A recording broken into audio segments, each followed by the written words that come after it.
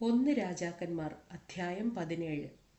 എന്നാൽ ഗിലെയാദിലെ തിശ്ബിയിൽ നിന്നുള്ള തിശ്ബിയനായ ഏലിയാവ് ആഹാബിനോട്, ഞാൻ സേവിച്ചു നിൽക്കുന്ന ഇസ്രായേലിൻ്റെ ദൈവമായ യഹോവയാണ് ഞാൻ പറഞ്ഞല്ലാതെ ഈ ആണ്ടുകളിൽ മഞ്ഞും മഴയും ഉണ്ടാകുകയില്ല എന്ന് പറഞ്ഞു.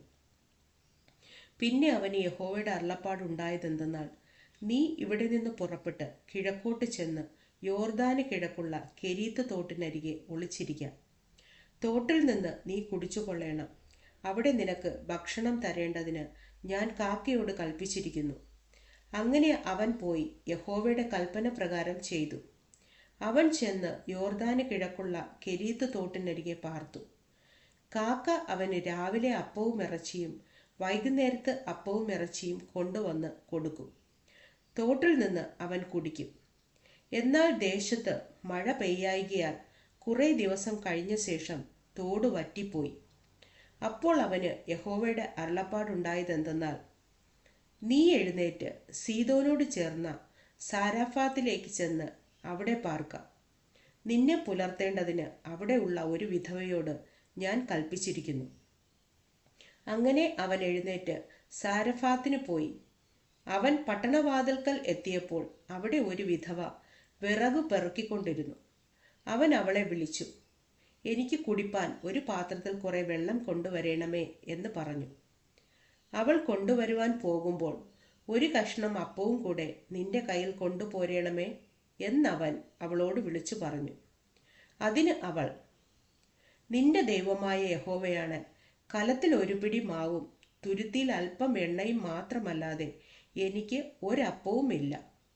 ഞാനിതാ 2 വിറക് പെറുക്കുന്നു. ഇത് കൊണ്ടു ചെന്ന് എനിക്കും മകനും വേണ്ടി ഒരുക്കി അത് ഞങ്ങൾ തിന്നിട്ട് മരിപ്പാനിരിക്കയാകുന്നു എന്ന് പറഞ്ഞു. ഏലിയാവ് അവളോട്, ഭയപ്പെടേണ്ട, ചെന്ന് നീ പറഞ്ഞതുപോലെ ചെയ്യുക.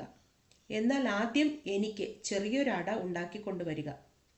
പിന്നെ നിനക്കും നിന്റെ മകനും വേണ്ടി ഉണ്ടാക്കിക്കൊള്ളുക. യഹോവ ഭൂമിയിൽ മഴ പെയ്യിക്കുന്ന നാൾ വരെ കലത്തിലെ മാവ് തീർന്നു പോകുകയില്ല, ഭരണിയിലെ എണ്ണ കുറഞ്ഞു പോകുകയുമില്ല എന്ന് ഇസ്രായേലിൻ്റെ ദൈവമായ യഹോവ അരുളി ചെയ്യുന്നു എന്ന് പറഞ്ഞു. അവൾ ചെന്ന് ഏലിയാവ് പറഞ്ഞതുപോലെ ചെയ്തു. അങ്ങനെ അവളും അവനും അവളുടെ വീട്ടുകാരും ഏറിയ നാൾ അഹോവൃത്തി കഴിച്ചു. യഹോവ ഏലിയാവ് മുഖാന്തരം അരുളി ചെയ്ത വചനപ്രകാരം കലത്തിലെ മാവ് തീർന്നു പോയില്ല, ഭരണിയിലെ എണ്ണ കുറഞ്ഞു പോയതുമില്ല. അനന്തരം വീട്ടുടമക്കാരത്തിയായ സ്ത്രീയുടെ മകൻ ദീനം പിടിച്ചു കിടപ്പിലായി. ദീനം കടുത്തിട്ട് അവനിൽ ശ്വാസമില്ലാതെയായി.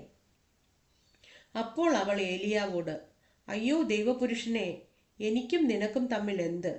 എൻ്റെ പാപം ഓർപ്പിക്കേണ്ടതിനും എൻ്റെ മകനെ കൊല്ലേണ്ടതിനുമാകുന്നുവോ നീ എൻ്റെ അടുക്കൽ വന്നത് എന്ന് പറഞ്ഞു. അവൻ അവളോട്, നിന്റെ മകനെ ഇങ്ങ് തരിക എന്ന് പറഞ്ഞു. അവനെ അവളുടെ മടിയിൽ നിന്നെടുത്ത് താൻ പാർത്തിരുന്ന മാളിക മുറിയിൽ കൊണ്ടുചെന്ന് തൻ്റെ കട്ടിലിന്മേൽ കിടത്തി.